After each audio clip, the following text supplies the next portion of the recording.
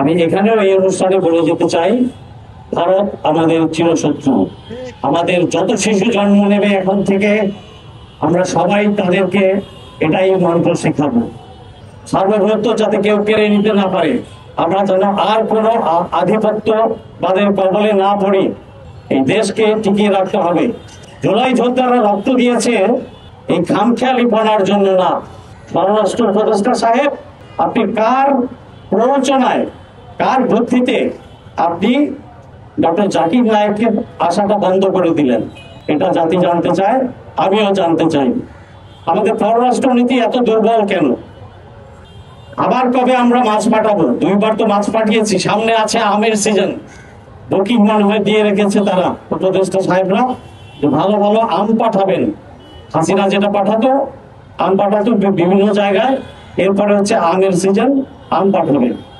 এ সমস্ত তামাশা বন্ধ করেন। জুলাই যোদ্ধাদের রক্তের সাথে বেঈমানি বন্ধ করেন। আমরা এই জন্যই কি রক্ত দিয়েছিলাম?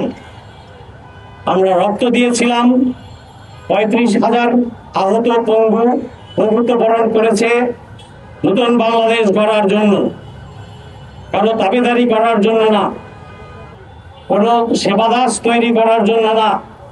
আমরা নতুন বাংলাদেশ চাই, স্বাধীন বাংলাদেশ চাই। সার্বভৌমত্ব আমাদের রক্ষা করতে হবে। আমরা নতুন ধারার রাজনীতি চাই, নতুন সংস্কৃতি তৈরি হোক। আমরা কেউ কারো দাস না এই দেশে। এই দেশে সবার অধিকার সমান।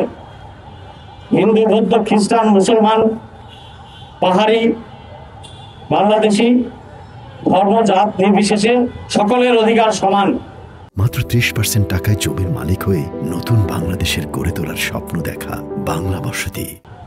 আমরা সমমর্যাদায় বাঁচতে চাই এবং সমমর্যাদা সম্পন্ন আন্তর্জাতিক সম্পর্ক বজায় রাখতে চাই সকল রাষ্ট্রের সাথে। আমরা বিশ্বের দরবারে আমাদের বাংলাদেশ মাথা তুলে দাঁড়াবে। আপনাদের মনে আছে কিনা জানি না, ড্যান মজিনা যখন চলে যায় বা তার আগে উনি প্রায়ই বলতেন বাংলাদেশ সম্ভাবনাময়ের দেশ, সম্ভাবনার দেশ। আসলে এই সম্ভাবনার দেশ। এটা মনে মনে বিশ্বাস রাখতে হবে, আত্মবিশ্বাস তৈরি করতে হবে।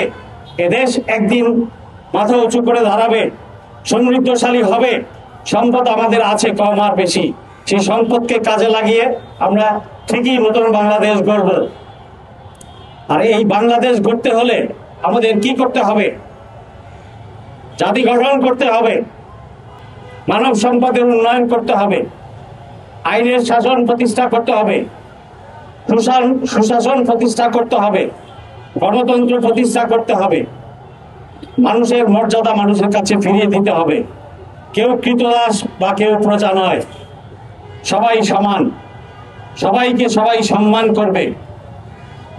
আদালত স্বাধীন হতে হবে, পুলিশ জনগণের বন্ধু হতে হবে, পুলিশ রাষ্ট্রের দায়িত্ব পালন করবে, পুলিশ কোনো রাজনৈতিক দলের চামচা হবে না, পুলিশ হবে জনগণের পুলিশ।